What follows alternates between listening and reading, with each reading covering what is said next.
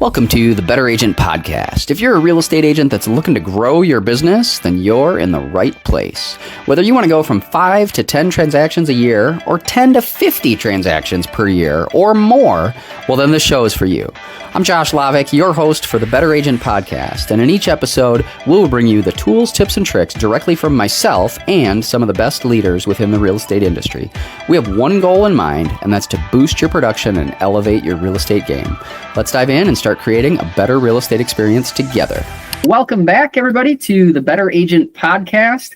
On this show, we're talking with guests on our show, and I'm sharing some of my insights about growth in your real estate business, how to grow if you're looking to maybe go from 5 transactions to 10 or 10 to 20 or more, or even beyond that. Whatever it is for you, our message is one to hopefully share some insights and nuggets based on my 20 years in the real estate business now, and then also some of our guests that come on the show, some of their successes that they've seen, and hopefully bring some nuggets and insights that you can implement in your business as well. So I'm super excited today. I've got a wonderful guest with me. Alejandro Trejo is with me, and he's been in the business for 6 years now, and has lots of great wisdom to share with us. But without further ado, maybe I'll let Alejandro say a few words about your background and kind of more about you, and then we'll maybe dive into some topics. How's that sound?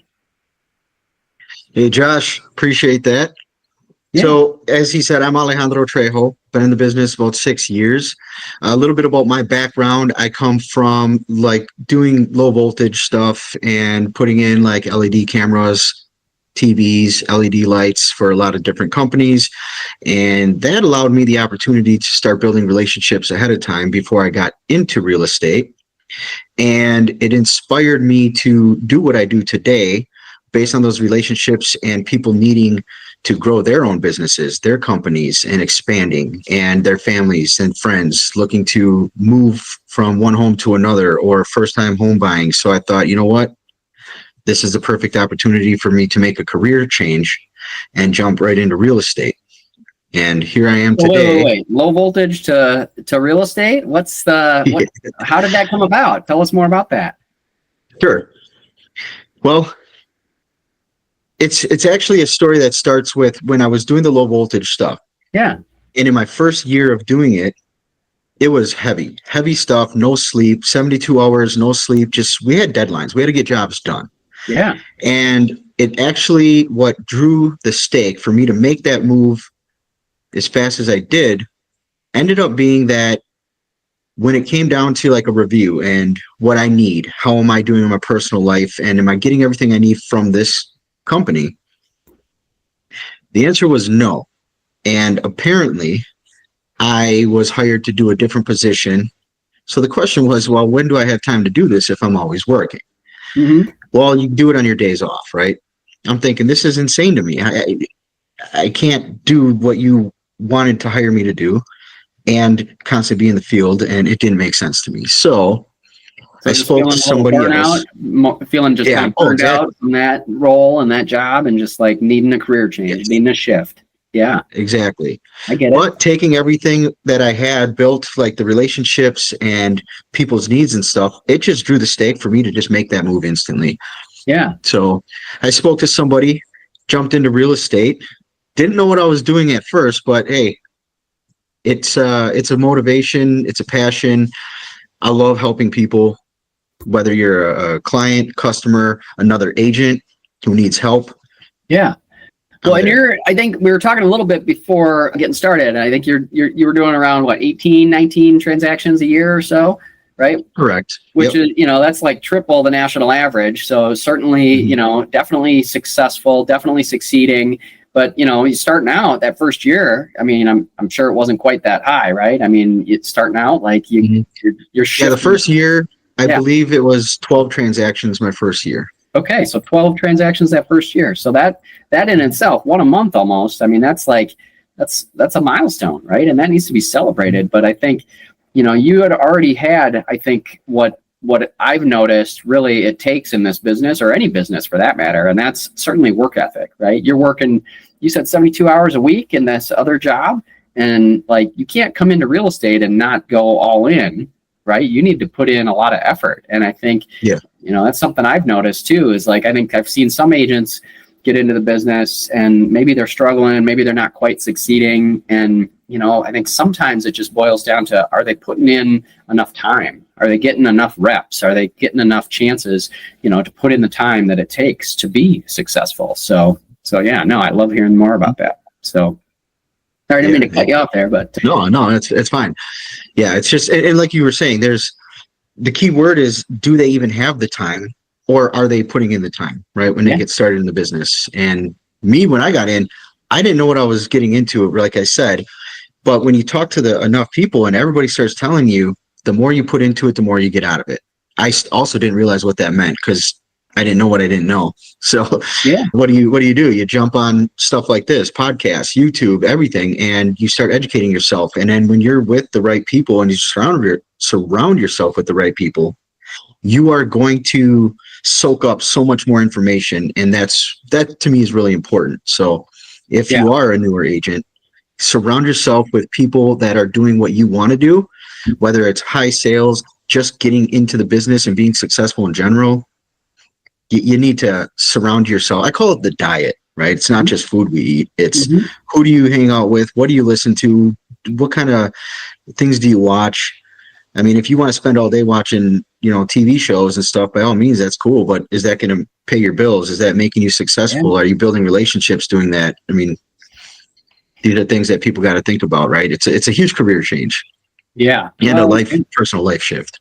Yeah. It's something I'm resonating with for sure, is like, because I remember feeling kind of similar, right? When I got into the business early on, I wasn't sure if I wanted to do it completely, but, made that decision to mentally go all in. And I did exactly what you're talking about. And I listened to all kinds of podcasts. I listened to, went to a bunch of different seminars, whether it was free or some of them I paid a lot of money for to go to, and larger seminars even. I remember I got a ton of value early on in my career going to the National Association of Realtors. They put on a giant national conference every year. Okay. Yeah. And just going there, you see how big this industry is and how big it can become. And like, you see so many different businesses and talk to agents from all across the country, like just in some of those conversations in those rooms, right? Putting yourself in a room next to other people that are like-minded, that want to grow and want to have a similar mindset, are going to approach it in a similar way. Like, it's hard to be surrounded by a bunch of people like that and not grow, right? Like, oh, exactly. It's nearly impossible. Yeah, nearly impossible. So, like, if you want to grow to the next level, you need to change the room you're in, what you're listening to, where you're going, how you're doing, and put yourself in a situation to have more conversations with people that are like-minded, that want to grow where you want to go. So absolutely couldn't agree more. I mean, I've definitely noticed it in my career. There's been several times where, and I've had to change rooms. I mean, like I said, I've been doing this a little bit longer, almost 20 years now. And that's impressive. I mean, 20 years, I love it. Yeah, I mean, it's a long time, but I still love it. And what I love about it is there's always something new to learn, always somewhere else to go. And I think, regardless of if you're feeling stuck, if you're feeling stagnant, then maybe you're not in the right room. Maybe you need to upgrade or change or make a shift in your business or where you're going, or go to a seminar or go to a thing or sign up for a program or coaching, or, there's different opportunities. There's so much out there. There's so many opportunities. And I think it's just a matter of, if you're committed to that growth mindset and that decision, then you owe it to yourself to put yourself in those rooms and build those relationships in that time. So for sure. No, I love that. 100%. Yeah. Where there's a will, there's a way. Yeah. So you either have an excuse and you're just talking fluff, or you're really serious and you're going to take action and make that work. Right. Yeah. I mean, super quick. When I first got in the industry, I still would go out and have a margarita, a few drinks here and there, right? Bad habits. However, I was so successful so early on, so fast, and I didn't expect it, because everybody kept telling me, it's going to be about a year, maybe 2 years before you actually get business. Sure. Yeah. I can't say I actually believed it, but I listened to the theory and I thought, well, what if that's true? Well, becoming successful so fast, I would wake up in the morning, I'd have people calling me nonstop. I want to see this house. My aunt needs to sell her house, this and that. And you wake up and you even feel slightly off because you drank anything, or you even had a hangover. And the first thought is like, I would love to help you, but I'm just not feeling it right now. Yeah. I can't have that. It's either you go all in, you take charge of your business, your mindset, your growth. You take care of people. That's what we do, right? I'm here to help you. Yep. I immediately made the decision to give up alcohol completely. So it's not that I had an alcohol problem. Yeah. But is alcohol a problem in your business? If you want to move fast, you want to be available? Yes, absolutely. Yeah.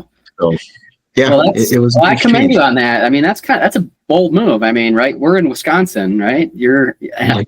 Wisconsin is, I mean, I think one of the drunkest states, I feel like, right? Like the per capita number of drinks is pretty high in Wisconsin, right? I mean, our baseball team is the Brewers, for gosh sakes, right? I mean, 100%. Right? I mean, it's all over our culture. So, you tell somebody in Wisconsin you don't drink, they're like, okay, I don't know. I don't know if we should be talking anymore. Like, are you serious? Right. Well, I think that makes sense, though. I know I could tell you for sure that the times when I show up, sharp, I'm ready to go, I'm focused, I'm hitting everything that I know I need to do to propel my business forward. I'll tell you what, it wasn't because I was out late till midnight or 2 a.m. the night before. It's because I was in bed by 9 o'clock and I got up at 5 and I went to the gym and I took care of my body and I did some journaling. I got my mental state right, which is so important, right? Your state of mind matters in this business so much. I mean, and what you do to take care of your mental state will put you in a better position to succeed. So I don't think it's an accident that you recognize that early on, and it's absolutely translated to some of your success today. So that's thank you for doing that. I mean, ask anybody why they're successful. We all have a very similar structure of habits and what we do, right? And getting up early, it's an amazing thing. And I think there's something called the archaic rhythm, if I'm saying it right. The circadian rhythm. Yeah. So I mean, that's peaceful. It's so inviting to just having opportunities. Mental state is more clear. You're up before most people are getting ready to even do anything in the day. So you're already ahead of the schedule. And like you said, you go to the gym. I do that every morning. I love it. Take care of your health, yourself, your mindset. And then if you have those things in check, you can now help other people, right? What is that theory? If you have nothing, you can't give anything to somebody. So you're probably going to become useless to somebody that needs help, that you truly want to help. Yeah. No, I think it's important. Let's spend a little more time there. Tell us more. Maybe let's go a little deeper about, what does that ideal schedule look like, right? Like if I'm, how intentional are you on a daily, weekly basis? What does an ideal week look like for you when you're at your best? An ideal week looks like this. I do my best to go to sleep between 9 and 10 o'clock at night.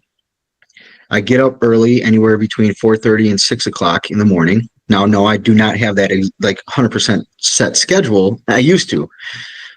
But at some point, it started becoming a little rough for me, because when you start getting really busy, sometimes your schedule changes and you don't want to keep pushing stuff off. So now I've created a structure where I can have a little flexibility. But nonetheless, first thing I do when I wake up in the morning is I want to drink a lot of water, get my system going, and I immediately get ready and I head to the gym. First thing, health is number one. I spend about an hour and a half at the gym. And when I'm there, I don't really stay on my phone at all. I stay focused, right? What you focus on expands. So I'm there to work out. I'm going to do just that. I'm in and I'm out. I'm not going to spend 3 hours at the gym and then half the time I did stuff on my phone, and then yet I'm going to go put out a post on social media for inspiration and say, hey, I was just 3 hour workout at the gym. No, it's lies, right? But after the gym, then I got to sit down and I take a look at lead generating.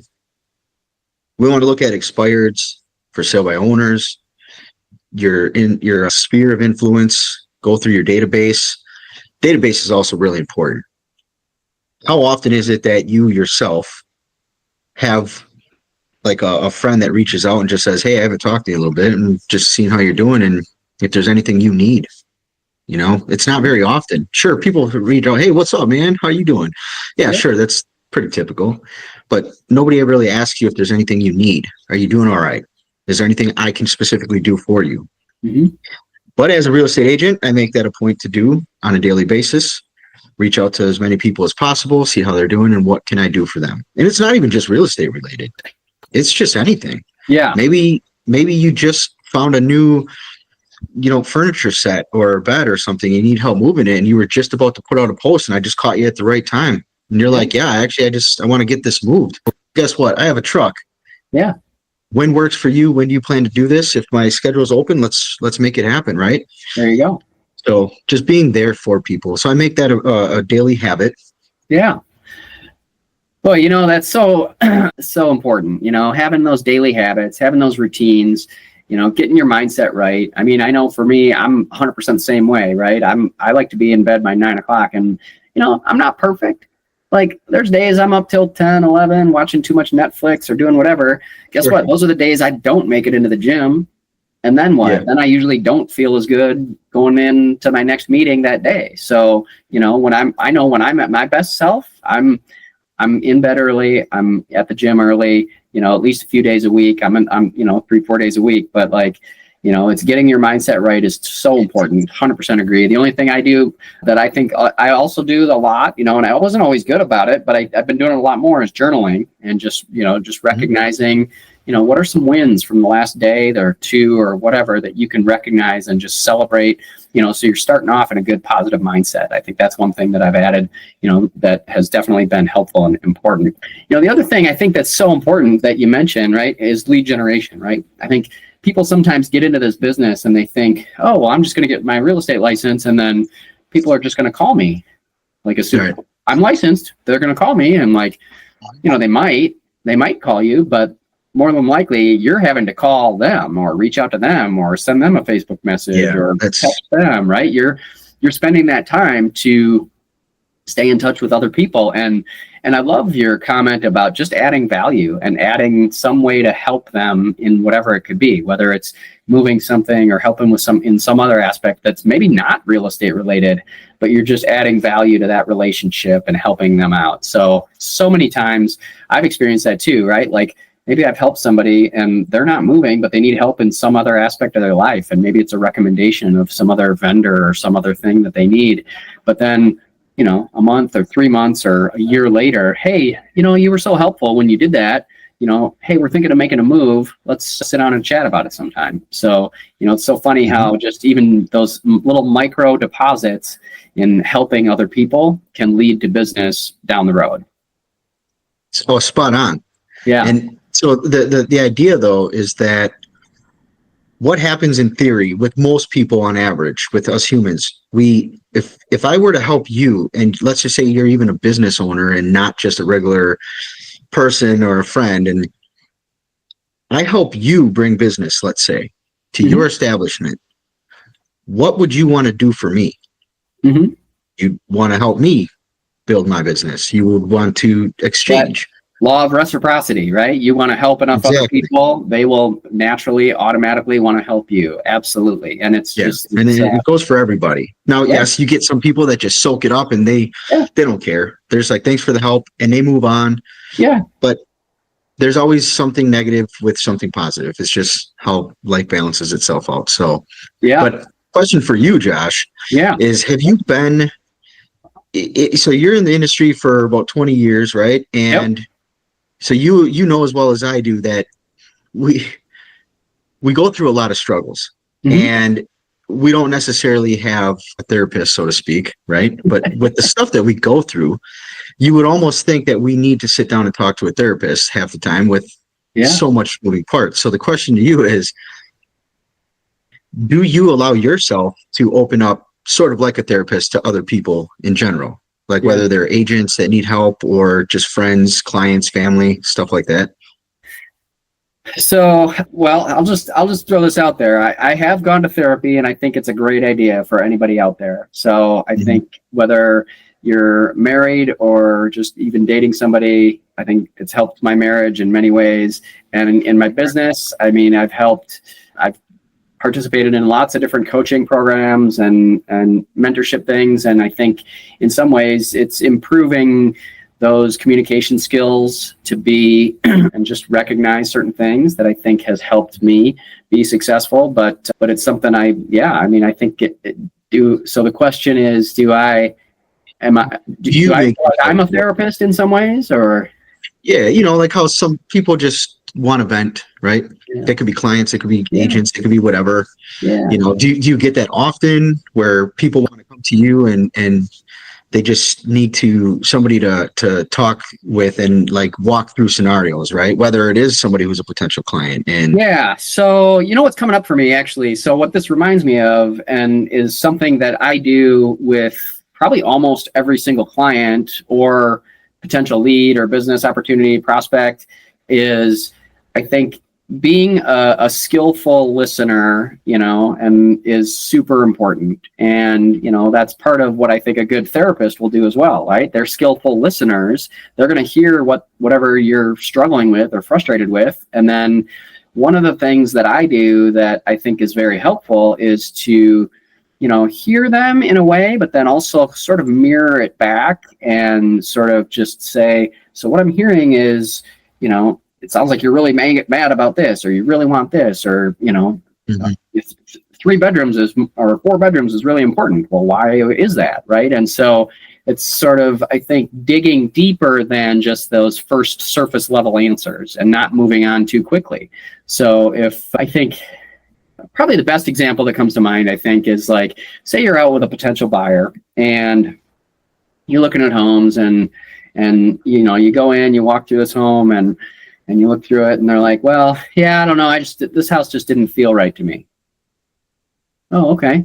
So you could just move on. Okay, well, let's go look at the other one, see if the other one does, right? Which is one option.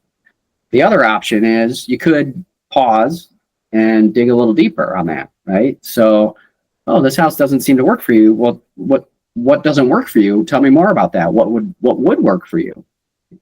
Oh, well, I didn't like how the layout was, right? I wish the kitchen and living room was more of an open floor plan. Oh, okay. So open floor plan, tell me more about that, right? So I think by digging deeper and going and even, like I said, mirroring what they say allows them to kind of think through and verbalize and process some of that information. So, I've done it with clients a lot. I also have done it with other team members and other agents, in our office that we're looking to, work with is, they're struggling with an inspection negotiation, right? Like, okay, well, tell me more about your struggle, right? What's that challenge about, right? So I think sometimes just having to verbalize and walk through that in a deeper way is a skill, and it's a skill that it takes time to develop. But if you can do that, then you're much more attuned to the other person on the other side that's hearing it. yeah, and so I like that you took it to like a buyer side, for instance. Mm-hmm. So the reason why I said it is because I myself, I'll get this often.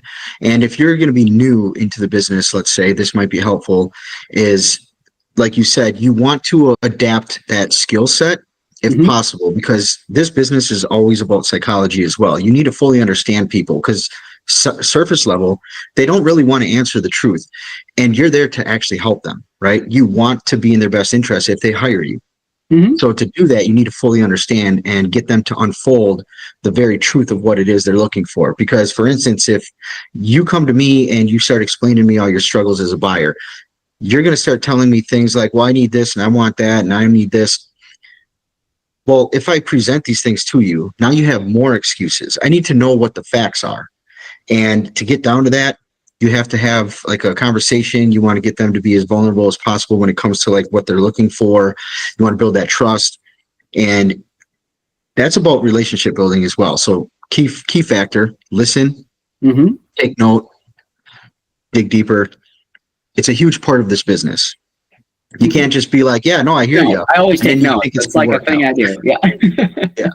Yeah. So yeah, it's very frequent in my business. And it's mostly with buyers, but the other end, you do have people that come to you like real estate agents, and they're starting out and they're struggling, and they, well, pour it out for me. Where do you think that you're struggling the most, and where are you trying to be right now? Like, let's just say in the next 30 days, let's just start small, and you help them narrow it down, and you give them homework. Just focus on this right now. And when you complete that, we'll move on to this level and then this level and so on and so forth. So it's just about breaking it down. And I think it allows people the opportunity to get things off their chest and see more clearly. That's just what I learned. Yeah. No, I think that's good. I think it's important. I think, so many times, this business in some ways is not overly complicated, right? I mean, I'm trying to help a potential buyer buy a home or help a seller sell their home. And but I think listening to the underlying needs and what's truly beneath those surface level answers will help you do a better job as an agent and help advise your client in the right way, in the right manner to make it be a good experience for them. So, yeah. Exactly. Keyword right there, experience. Yeah. That's what it's all about. From beginning to end, you want them to say, I had a really great experience. And now what do? Yeah. They refer you to their friends and their family. So yeah. For sure. They want to feel heard. They want the experience. It needs to be good. So there's that. No, it's something, I've been actually, one of the things I know we've been preaching on for a long time is a better real estate experience. How do we provide that? How do we level up and really make sure it's a better experience? And what are some things let's maybe dive into that. What are some things maybe that you do in your business that really ensures that your client experience is top notch, and some things maybe that you've done over the last 6 years or so to really elevate your client experience? Is there some things specifically that you can share with our listeners today? Yeah, 100%. So number one, like we were just discussing, I do listen. I also like to randomly ask different questions periodically to make sure that nothing has changed. Because if you don't understand like their situation completely, because lives change, needs change, right? And that's important. I have a meeting on Saturday with someone that just said, hey, we've had a change. They were looking for a home a year ago. We didn't quite find the right one. And now they're like, hey, our needs have changed. We want to meet. We want to reach out. So totally, the needs change. That makes sense. You got to hear for that. Yeah. Well, here's the other part. It's because sometimes in our lives we get really busy. You might have intentfully wanted to call me. That was the plan, to tell me that things changed, but I haven't heard from you. It's now 3 weeks later, and I didn't realize things have changed. And I'm over here thinking, these are what you need. This is a timeline, whatever. Yeah. Well, I need to reach out to you. I need to pay attention. And that's a good experience because you're being heard. You're being taken care of. You're in good hands. So that you're building trust that you're there for them. There's no doubt in their mind now that, hey, Alejandro's here for me. He's always looking out. I know he's doing his thing. So it's a great experience in my experience with that, right? Mm-hmm. Another thing that I like to do is once in a while, I'll set up coffee meetings with people and just continue doing face-to-face. Yeah. Especially if maybe we haven't had a face-to-face. Hey, if you and like a husband and wife or something are a client, hey, guys, I got nothing going on this weekend. If you guys aren't doing anything, let's grab a lunch and meet each other and have a conversation, and let's talk more business and see how things unfold. What do you want? Just get a little bit deeper in person. Yeah. Because sometimes you work with clients that are a little bit further out. Yep. So I like to create opportunities, coffee, lunch, something like that. Sure. Yeah. I mean, even the experience goes as far as contacting different agents. I don't care where they're at, where they're from. Let's just have a conversation, have some coffee, and we don't even have to talk business.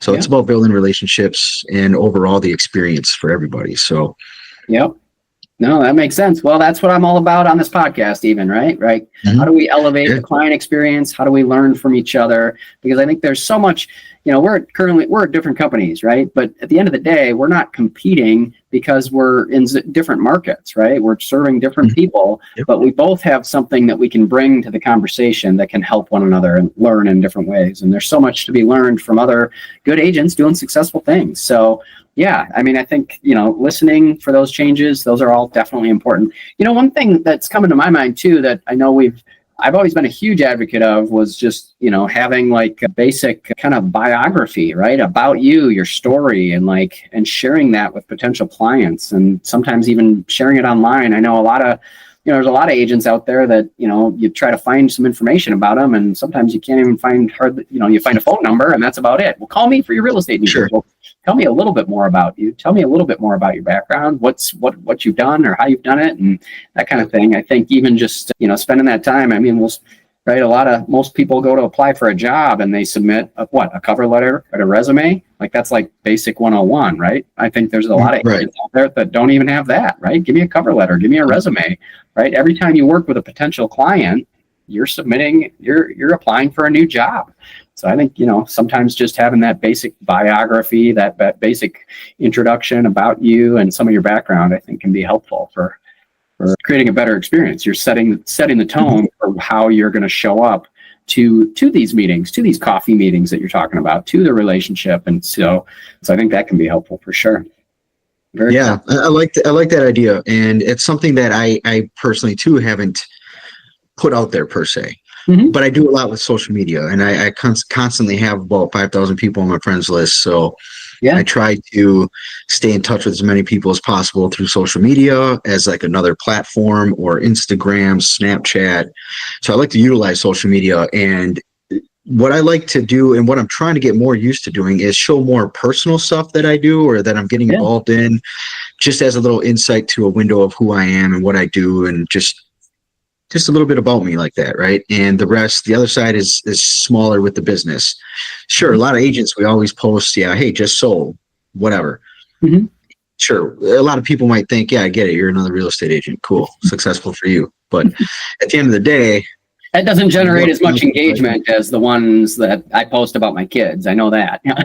Yeah. Well, because you're building an actual connection with people, right? So they see you have kids, they have kids, and they're like, oh, that's so cute. Oh, that photo shoot you guys just did. Oh, we want to go do that. And it creates a connection and conversation. That personal stuff is more a conversation piece, right? It gives people a reason to actually reach out to you. If they all they see is business, and they're not ready to specifically do anything in business, but maybe they have questions, they're not necessarily comfortable yet to just reach out and say, hey, I see that you do a lot of business and I have questions. If they don't know you, they want to first find out, would I even like this guy? Would we even connect? Like, I don't know anything about him. So they don't reach out. So I got to get used to it. I think it should be both, right? I mean, that's a good answer. You need kind of a good mix between personal, and business and professional, right? Reminding people, hey, by the way, I'm not just selling, the data, or the, low voltage stuff anymore, right? Like, I'm in real estate. This is what I do, right? And I'm good at it, come keep me in mind, right? This is what I'm doing. But at the end of the day, you're still a person, and people want to see that authenticity and that piece show up. I think it's important. Totally. Yes. I mean, you could use stuff to your leverage. I mean, leverage your business by using personal connection stuff, right? Let's say you're really huge into like baseball. Well, what do? You relate with other people that play baseball. Yeah. You let them know that you're out playing baseball, that you want to get people together. Hell, you can even ask people freely on Facebook, like, hey, I want to put together a baseball team for this weekend and just go play baseball. Guess what? You're building relationships with people that you probably haven't ever hung out with before. And they're like, yeah, I'm going to get out of the house. I love this. Yeah. It's just always about building relationships and being there for people generally, and authentic. I'm going to screw the word up, but just being authentic. So. All right. So I love what you've shared so far. I love how this conversation is evolving. I think I'd like to spend a little time. I'd like to shift gears a little bit, and because I had an idea about of listings, right? People in real estate, you always talk about listings and how listings can help generate potential buyers, and how that can help generate and build your whole business even, right? So if you think about your listings, maybe in the last year that you took or that you received or whatever, maybe pick one of them and share a story about how, whatever the best one is, how you got that listing, where they came from, what you did to get it, and have that be a takeaway. And I'm happy to share my story and example as well. Actually, maybe I'll share mine first, since I brought up the topic, give you time to think about which one you want to share. The one that's coming to mind for me. So we sold a $1 million property over in McFarland, which is a suburb of Madison, last year. And this was, actually it was a past client. And, so I would have thought that, I'd stayed in touch. I've already helped them in the past, and they came back to me. Well, unfortunately, they initially decided to hire a different agent at that time. And so it was listed with another agent previously. Unfortunately, it didn't sell. And so they took it off the market for a while and then reconnected with me. And obviously we, gave some advice and getting that listing ready, but we ended up getting it on the market and it did sell. Okay. And, it took a little while. It wasn't perfect, but it was, our median sale price in Madison, we're right around 450. So we're just over double that. So there's not as many potential buyers in that market, but, so it takes a little bit of extra effort and a little bit of nuance. And I think for me, it took a lot to kind of humble myself in the standpoint of I was, I think it would have been easy to just be so disappointed that they didn't hire me in the first place, right? Thinking that they automatically come back to me. Like, that's not a guarantee, right? Just because they used you in the past doesn't always guarantee they're going to come back to you in the future, right? You hope they do, right? That's why we stay in touch, and you always hope they do, but that doesn't always happen that way. But you know what? I still kind of stayed in touch. I actually ran into him, later when it was off the market, and we chatted, and then he's like, yeah, we want to get it back on the market here in the spring. And so I ended up meeting with them, and we developed a new game plan, had a different strategy and a different marketing campaign, and it, repositioned the property. And like I said, we ended up getting it sold, and I got a 5-star glowing review from them. And it was one of the most expensive homes we sold last year. But it was also, I think the message that I want to give to other agents is, tenacity, don't give up. Just because what they say now, even if you get bad news today, doesn't necessarily mean, some things may change in the future, right? You may not get chosen, you may not get the listing, you may not get hired today, but you got to just keep going. And if you can keep going long enough, you will succeed. And just keep showing up and helping people out as best you can, and then doing a good job. And also, expired listings can be a huge opportunity too, but you got to reposition things differently. Look at the property. It didn't sell the first time. Why didn't it sell? What needs to be done differently? And think about that. Be strategic about that and think about it. So for me, that was my story. That's the one that comes to mind. And so for those agents that are struggling, keep going is my message. So there you go. How about for you? What for your, what story comes to mind for you in the last year that for a client? So in the last year, well, let me ask you this first real quick. Okay. Since it's your show. Yeah. I could go in a couple different directions here, but do you think we would do something that's more of a challenge, like a hard challenge scenario, or something that's more easygoing, if that makes sense? Yeah. Well, I think what I'm interested in is whatever, probably the harder challenge, right? Like, I mean, everybody knows, like, okay, I need to stay in touch with my sphere of influence. Okay, I need to post on my social media. I need to, right, stay in touch with people. I need to have meetings. But like, I don't know, beyond that, what did you do? Maybe it's within that. I don't know. What is it? What is it that what is a challenge maybe that you did overcome? I'm just thinking, but I do want an example that led to business, right? Like, what did it do? How did that translate to business for you? So whatever, I don't know if that answers your question. Because what comes to mind for me is speaking on an actual transaction. Yeah. And just telling that story of this specific transaction. Sure. That happened within the last year. So, yep. So I had these buyers that had to move here from more south. Okay. We'll say Florida. Okay. So I got them a property here in my area. Yeah. Successfully. And then life events took place. Yeah. That I won't get into. But that led to them having to not stay there, and they had to sell the property. So where things started getting challenging is you would think that as soon as you buy a house and then you turn around, you got to sell it right away, regardless of the situation.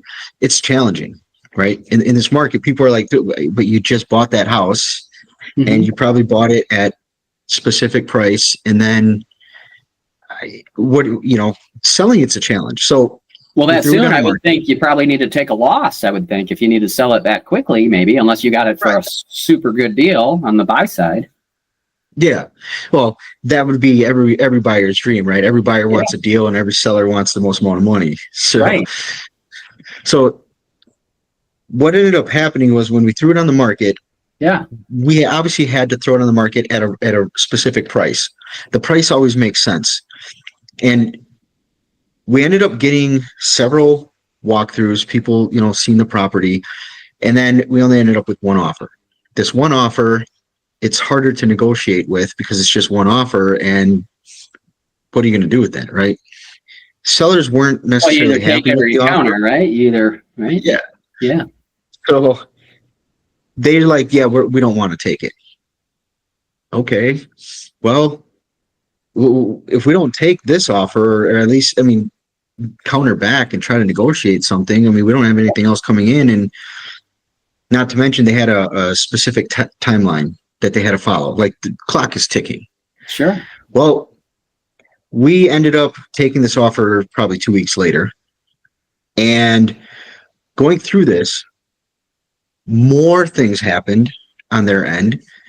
And being a real estate agent for your client, helping them get to the success, to the finish line, there's things you have to sacrifice and things you might have to do in order to get them there.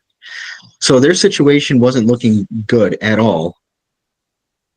So I decided to make some sacrifices on my end as far as my payment structure and everything like that.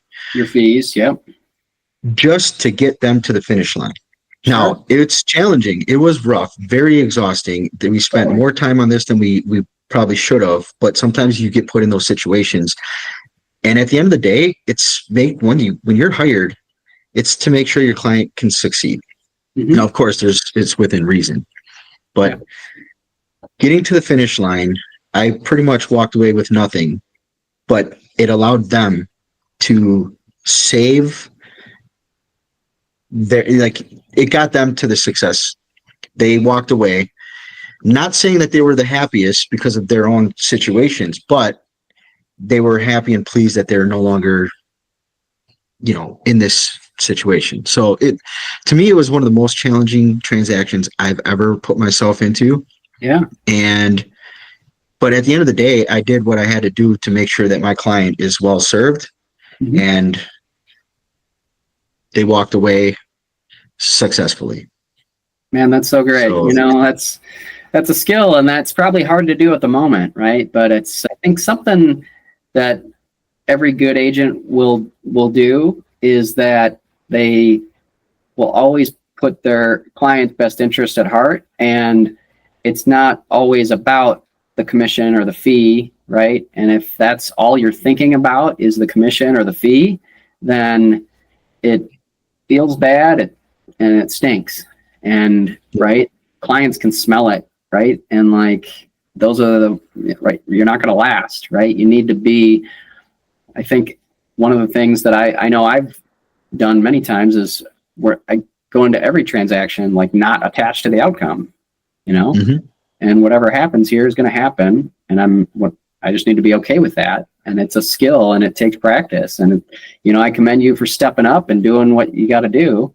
Sometimes, nobody likes to reduce their fees, but sometimes maybe that is what's necessary. So I give you credit for that. So, it's the only option that I had to get them to the finish line, or I could have said, well, I'm sorry, but you're going to have to suffer and you're going to go through what you're going to have to go through. And I don't want to see anybody go through what they were about to go through because of their situation. So making sure that your client's well served is very important in this business as well. Like you said, you can't go into this thinking about commission.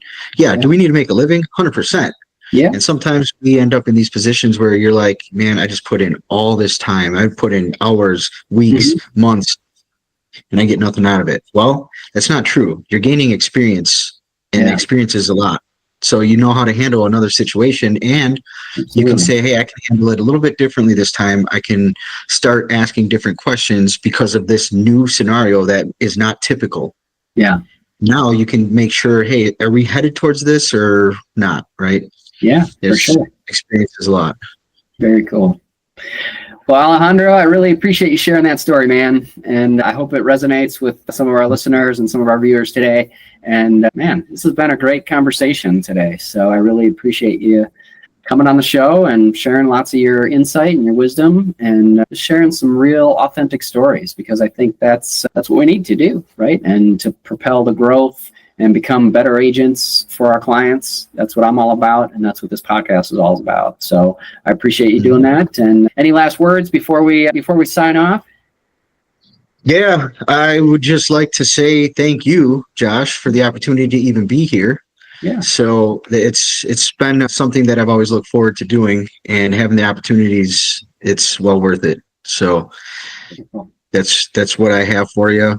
And I should ask you too, how often do people get the opportunity to return on a show? Do you have like a set period? Like, is it quarterly, yearly? What does that look like? Because we all advance and grow, right? Hey, yeah. So I'd love to have you back. Yeah, let's hear about your next growth story, right? A year or two from now. That sounds like a great idea. Right now we're on kind of a twice a month cadence of posting shows and episodes, and that may increase in the future, but that's what we're currently on. So just looking for different guests to have on the show right now. We haven't had any returning guests yet, but, certainly it's something we can talk about in the future for sure. So, yeah, well, then I have a quick question for you. Yeah. If there's anything that I can do to help you in this podcast, is there anything specific that comes to mind, or we just keep rolling on?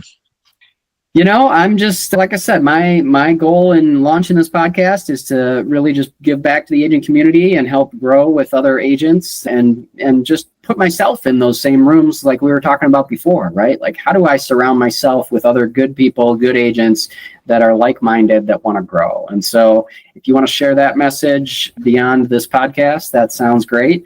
And, I do have another group that I mastermind with actually regularly, and anyone, yourself and any of our listeners, are welcome to join me on that. We usually get together on Mondays around noon, and it's more of a Zoom mastermind call. So if you're interested in that, you're welcome to come join us and check that out. And then we also have another one that we do twice a month that's a little bit higher level. So agents that are doing at least 15 million or more per year, or 30 transactions or more, are welcome to join that mastermind.